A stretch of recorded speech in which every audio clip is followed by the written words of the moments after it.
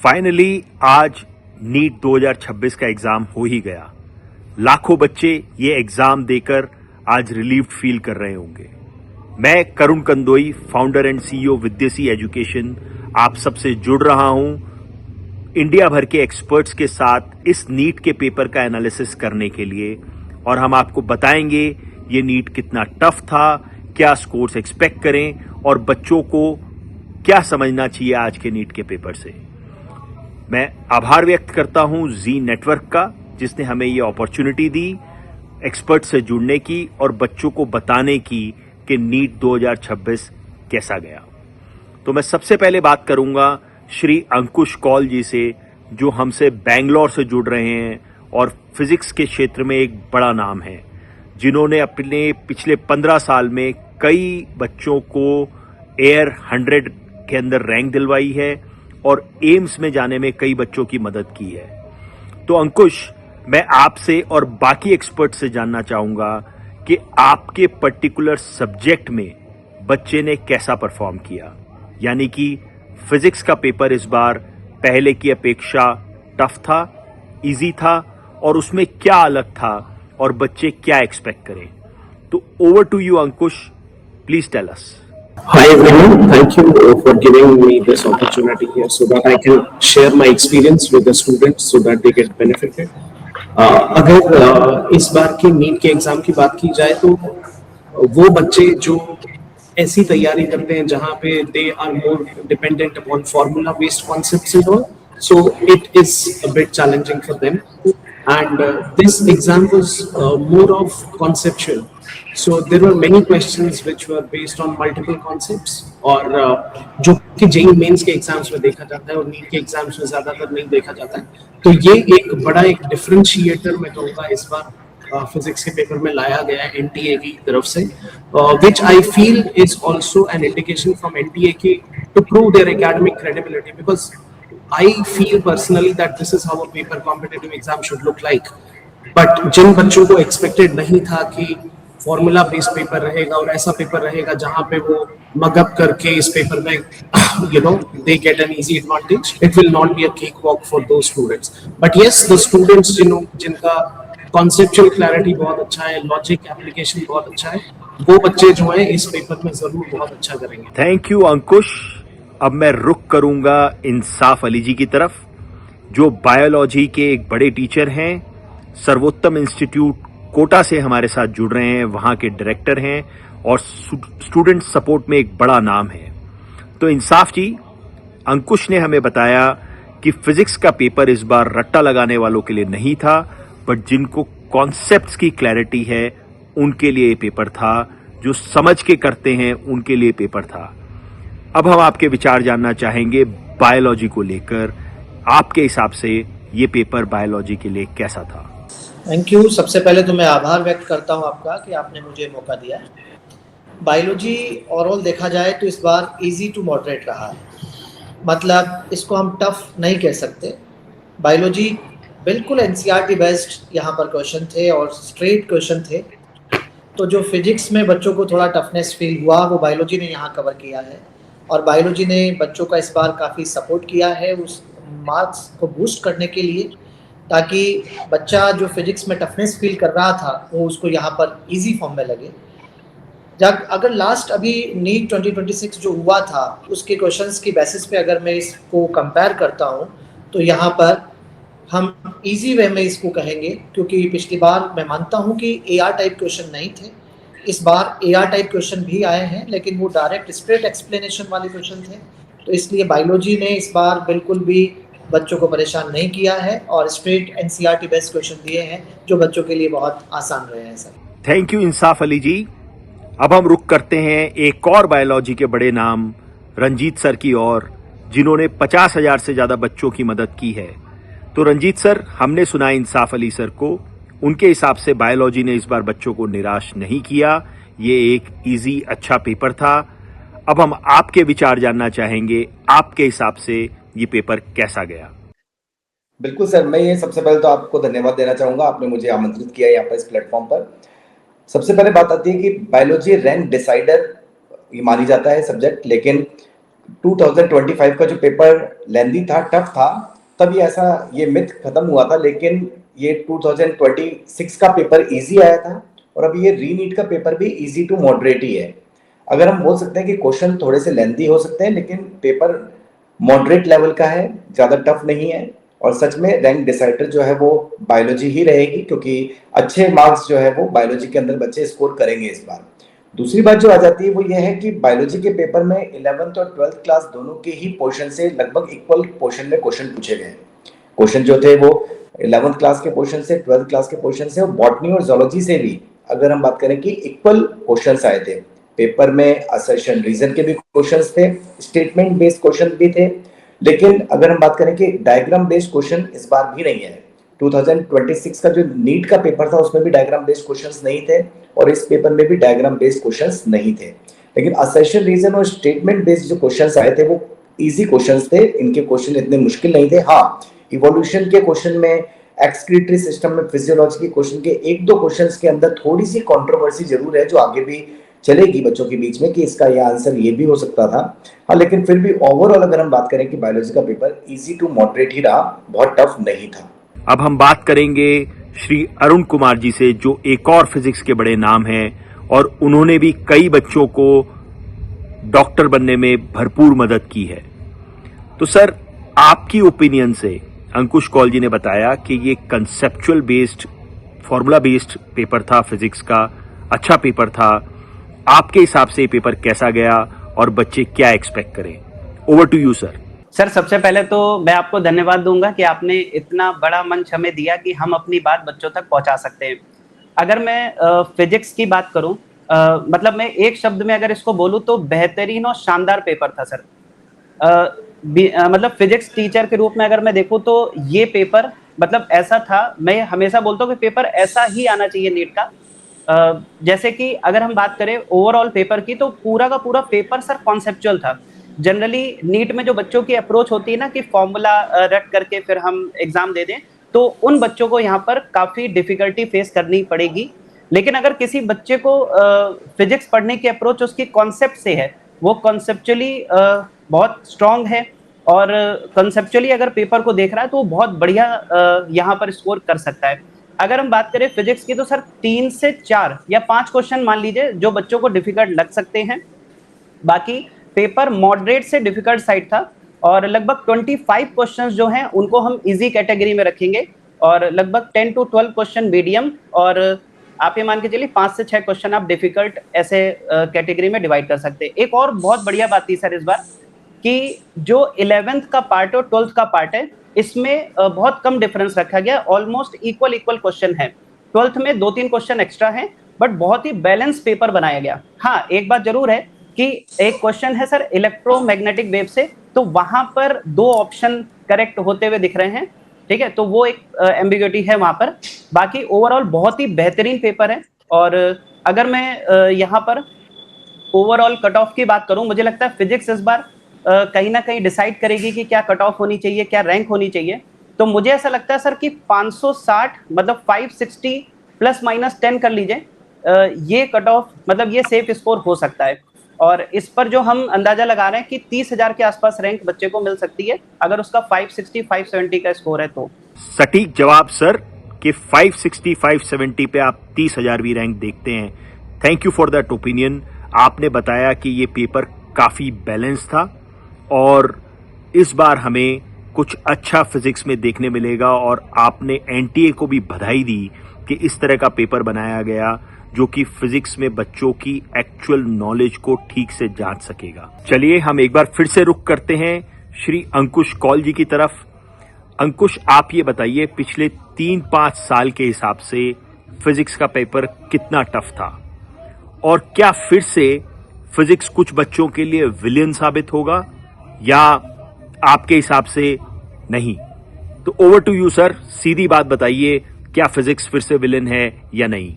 जी जरूर। So if we look at previous 3 to 5 years, अगर हम देखें नीट 2023 जो था वो थोड़ा सा डिफिकल्ट था और कॉन्सेप्चुअली ओरिएंटेड एग्जाम था और आज के पेपर को अगर कंपेयर करना हो, बेंचमार्किंग करना हो, तो नीट 2023 के साथ हम बेंचमार्क कर सकते हैं और बोल सकते हैं कि लगभग उसी डिफिकल्टी लेवल का पेपर आया था।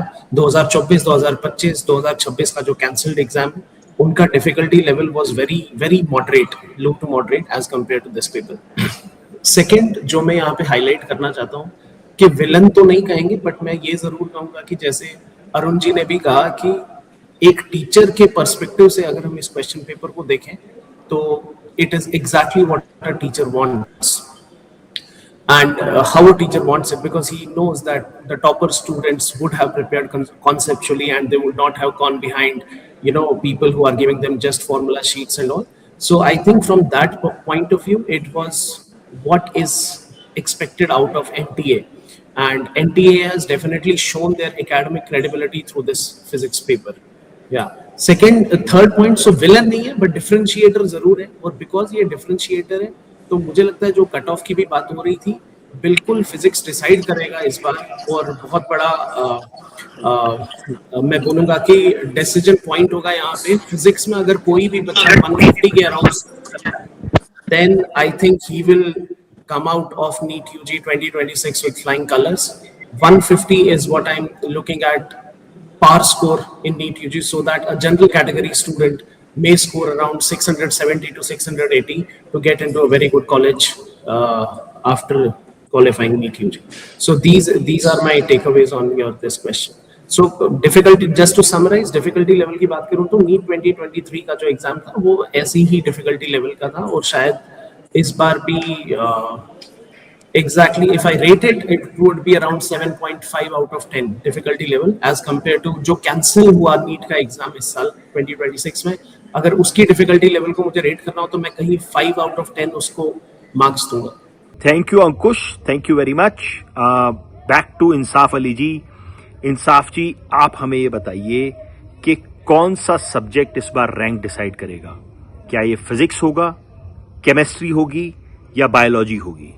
हमने पहले देखा 2024 में कई बच्चों के परफेक्ट स्कोर 720 आए, जबकि टॉपर 2025 में 720 स्कोर नहीं कर पाया। तो इस बार आप टॉपर किस स्कोर पर देखते हैं? क्या हम फिर से 720 देखेंगे? और आपके हिसाब से 1000वीं रैंक किस स्कोर पे आने वाली है? प्लस कौन सा सब्जेक्ट स्कोरिंग होगा, रैंक डिसाइड करेगा? Over to you Insaf Ali ji. Sir, इस बार जैसा ओवरऑल हम अगर देखें फिजिक्स, केमिस्ट्री और बायो तीनों को एक साथ देखते हैं तो फिजिक्स और केमिस्ट्री वाला पार्ट कंपैरेटिव टफ है। अगर ऐसा है तो 720 मैं नहीं मानता कि इस बार इस तरह का परफेक्ट स्कोर आ पाएगा, क्योंकि इस बार इस तरह का कैलकुलेशन जो फिजिक्स का पार्ट था उसमें थोड़ा टफ थी। कुछ ना कुछ तो रहेगा कि बच्चा इतना परफेक्ट स्कोर नहीं कर पाएगा, और यहाँ ये होना भी चाहिए, बच्चों के लिए अच्छा है, क्योंकि जो बच्चा मेहनत कर रहा है वही आगे जाना चाहिए। और बच्चे अगर अपने आप को इस तरह के बच्चे आगे जाते हैं जो मेहनती बच्चे हैं तो देश के लिए भी अच्छा है। सब चीज़ें अच्छे डॉक्टर बन के सामने आएंगे और हमें अच्छे डॉक्टर मिलेंगे तो हमारे लिए बहुत अच्छी बात है। और ओवरऑल अगर आप कहते हैं कि रैंक कौन डिसाइड करने वाला है फिजिक्स, केमिस्ट्री, बायो में, तो मैं आपसे कहूँगा कि बायो तो ईजी था, वो सबके लिए ईजी था, बच्चे पढ़ ही रहे थे और पढ़ के जो बच्चा गया है उसके लिए इजी रहा। तो रैंक डिसाइडर तो फिजिक्स और केमिस्ट्री ही बनेंगे इस बार, क्योंकि फिजिक्स और केमिस्ट्री जो टफ पार्ट है उसी से रैंक डिसाइड होनी चाहिए, मेरा मानना है। और टॉपर का जहाँ तक सवाल है तो जो सर ने कहा बिल्कुल, यहाँ पर टॉप 1000 जो रैंक आनी है वो इस बार उस तरह से कट ऑफ 2024 की तरह तो इतना नहीं जाएगा। इस बार कट ऑफ नीचे ही रहने वाला है, क्योंकि इतना आसान सब बच्चों के लिए नहीं रहा है।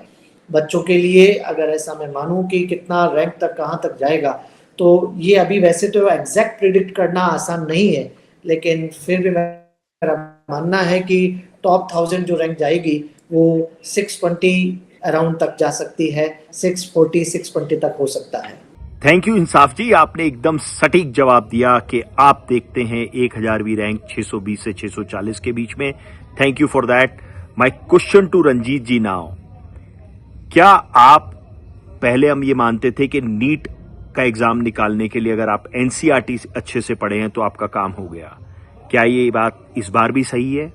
और दूसरा, जो नीट का पहले एग्जाम हुआ था इस साल और री एग्जाम में क्या बेसिक डिफरेंसेस हैं, जरा इस पे आप रोशनी डालिए।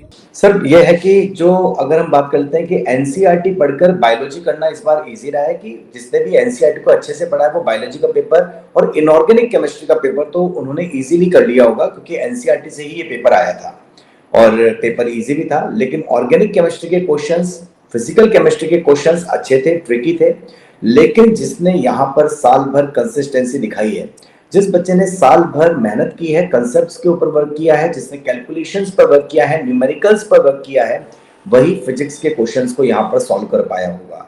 क्योंकि यहाँ पर फिजिक्स का क्वेश्चन फॉर्मूला रटने से नहीं होने वाले थे।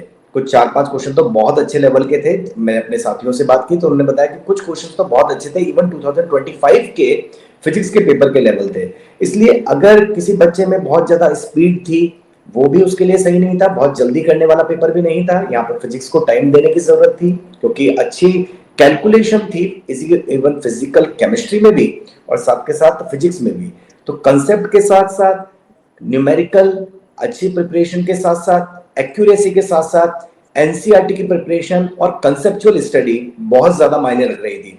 और साथ के साथ अगर हम बात करें कि अभी जो नीट 2026 का पेपर हुआ और उसके बाद ये री नीट 2026 का जो पेपर हुआ, इसमें डिफरेंस 100% पेपर के लेवल का है।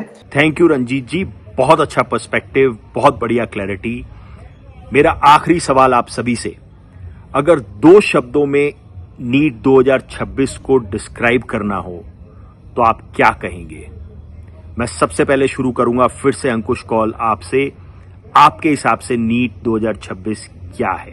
सर मेरे पास जो क्वेश्चन पेपर आया 5:30 बजे क्वेश्चन पेपर आया मेरे पास, और मैंने जब क्वेश्चन पेपर को देखा तो मुझे तो यही लगा कि it is a pure merit based question paper, जिसके पास जिसने पूरी क्षमता से 2 साल मेहनत की है, कॉन्सेप्चुअली मेहनत की है, वही आगे जाएगा। So 2 words if I have to define, it is a conceptually demanding paper. Conceptually demanding paper. Thank you Ankush, thank you. Insaf Ali ji, आपके हिसाब से ये पेपर क्या है?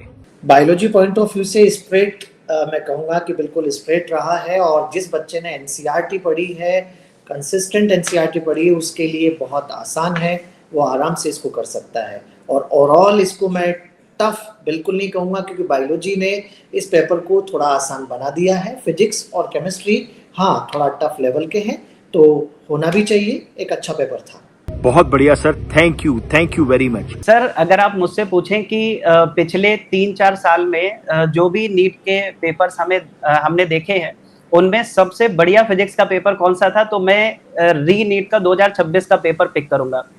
उसका एक कारण तो ये है कि अगर हम देखें, कुछ ऐसे क्वेश्चंस थे जहां पर एनटीए ने ग्राफ के फॉर्म में बच्चों से पूछा है, और नीट के बच्चे जनरली क्या होते हैं कि ग्राफ के क्वेश्चंस उनको दिख गए, डिफरेंशिएशन के क्वेश्चन दिख गए, उससे थोड़ा बचने की कोशिश करते हैं। लेकिन अब बच्चों को ये बात समझनी पड़ेगी कि आपके कॉन्सेप्ट बढ़िया होने चाहिए। अगर कॉन्सेप्ट आप बिल्कुल कॉन्सेप्ट पे अगर आपकी पकड़ है तो फिजिक्स सबसे आसान सब्जेक्ट है। और दूसरी बात ये है कि आपको हर एक क्वेश्चन में ग्राफ के फॉर्म में अगर उस चीज को देखा जा सकता है तो उसे देखें, है ना। और छोटी छोटी मैथमेटिकल जो अप्रोच होती है वो बच्चे की बढ़िया होनी चाहिए। तो बहुत ही शानदार पेपर था सर, और मेरे हिसाब से बच्चों को बिल्कुल फिजिक्स अगर आपको बढ़िया करनी है तो बस कॉन्सेप्ट पर काम करना स्टार्ट करिए, और एनटीए ने यही बात इस बार बताने की कोशिश यहाँ पर की है। बट 2 शब्दों में कंक्लूड करने के लिए आप क्या कहेंगे? पूरा कॉन्सेप्ट बेस्ड पेपर था, कैलकुलेशन बहुत ज्यादा नहीं थी, तो बच्चों को बस कॉन्सेप्ट पे ध्यान देना और ग्राफिकल अप्रोच को बढ़िया करना है। कॉन्सेप्ट बेस्ड शानदार paper, well said, thank you so much. तो अब रुक करते हैं रंजीत जी की ओर। ये पेपर जो है मॉडरेट टू टफ था सर, और मैं बिल्कुल एनटीए को ये बात आपके चैनल के माध्यम से कहूंगा कि 2024 का पेपर जो था, जिसमें 720 आउट ऑफ 720 67 स्टूडेंट्स के आए थे, जबकि 2025 में एक भी बच्चे के 720 आउट ऑफ 720 नहीं आए थे। और ये री नीट के पेपर में भी 720 आउट ऑफ 720 किसी भी स्टूडेंट्स के शायद नहीं आने वाले हैं। और इस तरह का पेपर ही होना चाहिए जिसके अंदर बच्चा थोड़ा सा स्ट्रगल करे, बच्चा साल भर मेहनत करे, और पेपर जो है जिसका लेवल जो था उसमें बैलेंस पेपर जो बनाया गया, ये सबसे बड़ी बात थी। यहाँ पर हर एक चीज को टच किया गया, बच्चे की एक्यूरेसी को भी देखा गया, यहाँ पर उसकी कंसिस्टेंसी को भी देखा गया, यहाँ पर उसकी कैलकुलेशन को भी देखा गया, यहाँ पर उसकी कंसेप्चुअल स्टडी को भी देखा गया, और इवन उसकी एनसीईआरटी स्टडी को भी यहाँ पर देखा गया सर। 2 शब्दों में कंक्लूड करने के लिए आप क्या कहेंगे? मैं इस पेपर के बारे में कहूंगा कि अगर इस पेपर में सफलता उसी बच्चे को मिली है जिसने साल भर मेहनत की है और साल भर उसने संघर्ष किया है, न्यूमेरिकल किया है, अपने पेन को, अपनी कॉपीज को उसने पेन से बहुत ज्यादा खत्म किया है, उसके लिए ये पेपर बहुत अच्छा रहा है और उसको बहुत अच्छे मार्क्स से सफलता मिलने वाली है। तो आपके हिसाब से इस बार जिसने नीट की तैयारी करने के लिए कागजों को रंगा है, मेहनत करी है, उसके लिए ये नीट है। मैं आप सबको बहुत बहुत धन्यवाद देना चाहता हूं, जी नेटवर्क का बहुत बहुत धन्यवाद देना चाहता हूं और आखिर में एक कंक्लूजन पेश करना चाहता हूं कि ये नीट क्या रहा। अब इस ग्राफ के माध्यम से समझते हैं कि प्रीवियस नीट स्कोर्स टॉपर्स के और बाकी बच्चों के कैसे रहे हैं। तो एक क्लियर ट्रेंड समझ में आता है कि 2020 से 2024 तक टॉपर के स्कोर नियर परफेक्ट रहे हैं, 720 के आसपास रहे हैं और 2024 में तो हद हो गई, कुछ ग्रेस मार्किंग की वजह से और कुछ अदरवाइज 60 से ऊपर बच्चों ने 720 का स्कोर निकाला। बट 2025 में एक भी बच्चा 700 स्कोर नहीं कर पाया। इस साल हम प्रेडिक्ट करते हैं कि टॉपर 700 के आसपास रहेगा और पहली 1000 रैंक 620 से 640 के बीच में आएगी। ये फिर नंबर 2025 के आसपास है और कहीं से भी 2024 के आसपास जाता हुआ नहीं दिखता। अब हम समझते हैं अगली स्लाइड से। इस ग्राफ के जरिए हम डिफिकल्टी लेवल हर सब्जेक्ट की हर साल में समझने की कोशिश करते हैं। आप देखेंगे धीरे धीरे फिजिक्स का डिफिकल्टी लेवल बढ़ता नजर आ रहा है, ओवरऑल सब्जेक्ट्स का भी डिफिकल्टी लेवल बढ़ता हुआ नजर आ रहा है और 2025 एक ऐसा साल था जिसमें तीनों सब्जेक्ट्स बहुत डिफिकल्ट थे। इस साल हम देखेंगे कि बायोलॉजी 2025 के कंपैरिजन में काफी इजी आया, केमिस्ट्री थोड़ा इजी आया और फिजिक्स एक बैलेंस के रूप में आएगा। अगर हम सब सालों की कंपैरिजन में देखें तो फिजिक्स 2025 से थोड़ा सा आसान होगा पर बाकी सालों से थोड़ा सा कठिन होगा। केमिस्ट्री 2025 से डेफिनेटली आसान होगा पर टॉप 2-3 सालों में आएगा। बायोलॉजी एक आसान साल के हिसाब से जाएगा। इस ग्राफ से हमें यह समझने मिलता है कि ओवर द इयर्स फिजिक्स सबसे डिफिकल्ट एग्जाम रहा है। पहले केमिस्ट्री भी डिफिकल्ट होता था पर पिछले 5-6 साल में केमिस्ट्री और बायोलॉजी करीब करीब सेम डिफिकल्ट लेवल पे थे। पर जैसा हमारे एक्सपर्ट्स ने बताया और हमारा एनालिसिस बताता है, फिजिक्स सबसे डिफिकल्ट होगा, बायोलॉजी सबसे सरल होगा और केमिस्ट्री दोनों के बीच में कहीं आएगा। तो इस बार फिर से आप पिछले 5-6 साल के ट्रेंड बदलते हुए देखेंगे और फिजिक्स टॉप पे रहेगा और केमिस्ट्री और बायो जो साथ साथ चल रहे थे उनमें थोड़ा सा डिफरेंस नजर आएगा।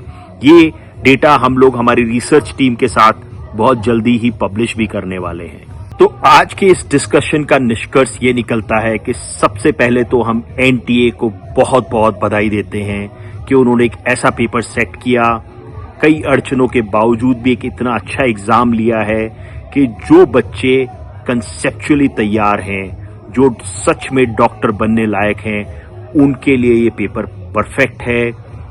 Physics, organic chemistry, physical chemistry concept based आई है। जिनको कॉन्सेप्ट समझ में आते हैं उनके लिए पेपर आसान रहा, जो सिर्फ रट्टे में विश्वास रखते हैं उनके लिए पेपर उतना अच्छा नहीं गया।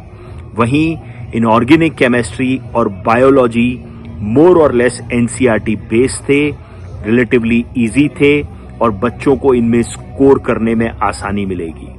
और हम देख रहे हैं कि ये एक बैलेंस्ड ईयर रहा। हम कुछ स्कोर्स में पिछले साल की तुलना में इंप्रूवमेंट देखेंगे बट 2024 की तुलना में ये पेपर फिर भी डिफिकल्ट था। मैं बहुत बहुत धन्यवाद देना चाहूंगा जी नेटवर्क का, मेरे साथ जुड़े हुए सारे एक्सपर्ट्स का कि वो मेरे साथ जुड़े, इस पूरी डिस्कशन को अंजाम दिया और बच्चों तक एक बहुत इंपॉर्टेंट इंफॉर्मेशन पहुंचाई। थैंक यू एवरीवन, शुक्रिया, शुभ रात्रि। मैं आपका host Karun Kandoi, founder and CEO Vidyasi education, अब आपसे इजाजत लेता हूं। धन्यवाद।